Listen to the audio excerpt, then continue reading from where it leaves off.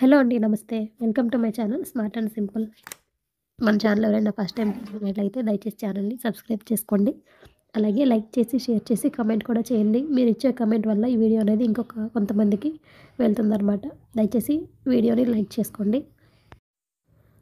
ఇది ఈరోజు అంటే ఫ్రైడే ఎర్లీ మార్నింగే 4:30 అంటే బ్రహ్మముహూర్తం సమయంలో మనం పూజ అనేది ఎలా చేసుకుంటాము, అంటే మా ఇంట్లో అమ్మవాళ్ళు ఎలా చేసుకుంటారనేది నేను ఇక్కడ మీకు వీడియో తీసి పెట్టాననమాట. ఆ వీడియోని మీ అందరికీ కూడా షేర్ చేయాలనుకుంటున్నాను. మీకు ఈ వీడియో నచ్చితే లైక్ చేయండి తప్పకుండా. ఇన్ కేస్ ఇందులో ఏమైనా మిస్టేక్స్ ఉంటే నాకు కామెంట్ రూపంలో తెలియచేయండి. నా వాయిస్ వచ్చేసి అంత క్లారిటీగా లేదండి. కొంచెం జలుబు వల్ల డిస్టర్బెన్స్ ఏమైనా ఉంటే దయచేసి క్షమించండి. పూజ అనగానే మనం డైలీ మార్నింగ్ లేవగానే వాకిలి ఊడ్చుకొని, ముగ్గు పెట్టుకొని, పసుపు కుంకుమ చల్లుకొని, ముగ్గులో పూలు అవన్నీ పెట్టుకుంటాం కదా. సో అదేవిధంగా ఇక్కడ కూడా అలాగే చేశాము. అంతేకాకుండా ఇంకోటి ఏంటంటే అభిషేకం అనమాట. ఇంట్లో శివలింగం ఉంటే ప్రతిరోజు పూజ చేసుకోవాలంటారు కదా. అంటే అభిషేకం కానీ కనీసం నీటితో అయినా సరే అభిషేకం చేసుకోవాలంటారు. మనకి డైలీ ఇంట్లో పూజలు అనేవి చేయాలంటే కొంచెం ఇబ్బందికరం ఉంటుంది. పెద్దవాళ్ళ మైండ్‌లో ఏంటంటే ఇవన్నీ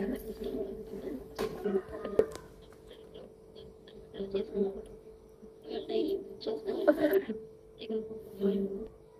ఈరోజు ఫ్రైడే కాబట్టి అమ్మవారికి కూడా అభిషేకం చేస్తారనమాట. శివలింగంతో పాటే అమ్మవారి ప్రతిమకి ఇది చక్రాన్ని కూడా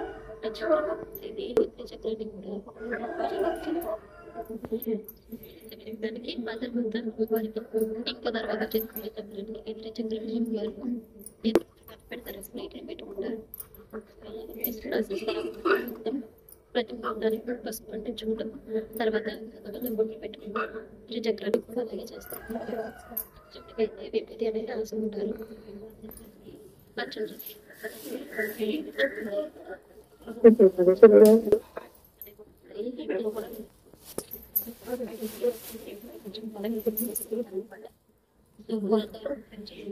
మొదటగా శివుడికి అభిషేకం అనేది అంటే విభూతితో కూడా చేస్తారు. ఈ విధంగా విభూతితో ఒకసారి చేసుకొని తర్వాత ధూపం వేస్తారనమాట. సాంబ్రాణి ధూపం ఎలాగో కట్టెల పొయ్యి ఉంటుంది కాబట్టి నిప్పులు తీసుకొని సాంబ్రాణి ధూపం ఇల్లంతా వేస్తారు. ముందుగా దేవుడి ఫోటోలకి, ఆ తర్వాత ఇంటి మొత్తానికి కూడా వేస్తారు. ఇంటి చుట్టూ సరౌండింగ్స్ అంతా కూడా వేసుకుంటారు. ఆ తర్వాత వీళ్ళు దీపారాధన చేసుకుంటారనమాట. దీపారాధన చేసుకునే ఒత్తులుంటాయి కదండీ! ఆ దీపారాధన చేసుకునే ఒత్తుల్ని ముందుగానే ఆవు నెయ్యితో నానబెట్టుకొని ఉంచుకుంటారు ఒక బాక్స్‌లో. సో, కావాల్సినప్పుడు తీసుకొని యూజ్ చేసుకుంటారనమాట. తర్వాత అగరబత్తిలతో ఒకసారి దేవుడికి ధూపం వేసేస్తారు.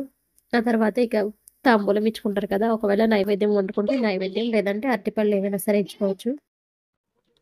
ఇంకా అమ్మవారికి అలాగే త్రిచక్ర పీఠానికి ఈ రెండిటికి కూడా పసుపు, కుంకుమ, గంధంతో అభిషేకం అనేది చేసుకుంటారు. అంటే పూజ అనేది చేసుకుంటారనమాట. సో, అదే నేను ఈ వీడియో క్లిప్‌లో చూపిస్తున్నాను చూడండి. ఈ విధంగా అమ్మవారి పాదాల దగ్గర, అలాగే త్రిచక్ర పీఠం దగ్గర పూజ అనేది చేసుకుంటారు. ఇది వచ్చేసి గంధం అనమాట. లాస్ట్‌లో వచ్చేసి గంధం వేస్తారు. తర్వాత పూలతో కూడా అర్చన చేసుకోవచ్చు. ప్రతి ఒక్కరి ఇంట్లో అందరూ ఇలాగే చేసుకుంటారు కదా. సో, అదే విధంగానే పూజ అనేది చేసుకుంటారు. ఒక్కొక్కళ్ళు ఒక్కొక్కలా చేసుకుంటూ ఉంటారనమాట. కొంచెం ముందు, కొంచెం వెనక అంతే. ఇంకెందులోనూ డిఫరెన్స్ అనేది ఉండదనమాట. అందరం ఇదే విధంగా చేసుకుంటారని ఏం కాదు. కాకపోతే ఏంటంటే ఒక్కొక్కళ్ళు ఒక్కొక్క రీతిలో చేసుకుంటారు పూజ అనేది. మనం మంచి మనసుతో పూజ ఎలా చేసినా కూడా దేవుడు యాక్సెప్ట్ చేస్తాడు. ఏమున్నా లేకపోయినా ఎలా చేసినా కూడా యాక్సెప్ట్ అనేది చేస్తాడనమాట. ఎక్కువగా హంగులు, ఆర్భాటాలైతే చేయాల్సిన అవసరం ఏం లేదు పూజలకి. మనసు నిర్మలంగా ఉంటే సరిపోతుంది అంతే. అలాగే ఈ పూజలో నేను ఒక డౌట్ అడగాలనుకుంటున్నాననమాట. అమ్మవాళ్ళ ఇంట్లో ఏంటంటే కార్తీక మాసం తర్వాత నుంచి ఇలా జరుగుతుందంట. అంటే ప్రమిదలో ఒత్తులు వేసి వెలిగిస్తాం కదా, దీపారాధన చేస్తాం కదా. సో, ఆ దీపారాధన ఒత్తులనేవి పూర్తిగా అయిపోతున్నాయి. అంటే ఆయిల్‌తో పాటుగానే ఒత్తులు కూడా పూర్తిగా కాలిపోతున్నాయంట. సో, అది ఎందువల్ల జరుగుతుందనేది అడుగుతున్నారు. ఒకవేళ అంటే ఇంతకుముందు కూడా అలాగే ఒత్తులు నానబెట్టుకునే చేసుకునేవాళ్ళు. అంతకుముందు నిలిచి కాలేవి. ఇప్పుడేంటంటే ఒత్తులు, ఆయిల్ మొత్తం ఒకేసారి అయిపోతున్నాయి. తొందరగా ఏంటంటే పెద్ద మంటలాగా వస్తుందనమాట దీపారాధన చేసినప్పుడు. సో, అది ఎందువల్ల అనేది మీకెవరికైనా తెలిస్తే దయచేసి కామెంట్ చేయండి. చెప్పండి నాకు. ఒకవేళ అది ఒత్తిలో ప్రాబ్లమ్ అయితే ఏం పర్వాలేదనమాట. వదిలేయొచ్చు మనం. ఇన్‌కేస్ ఏమైనా ఉంటే కారణం మీరు తెలియజేయొచ్చు నాకు కామెంట్ చేసి.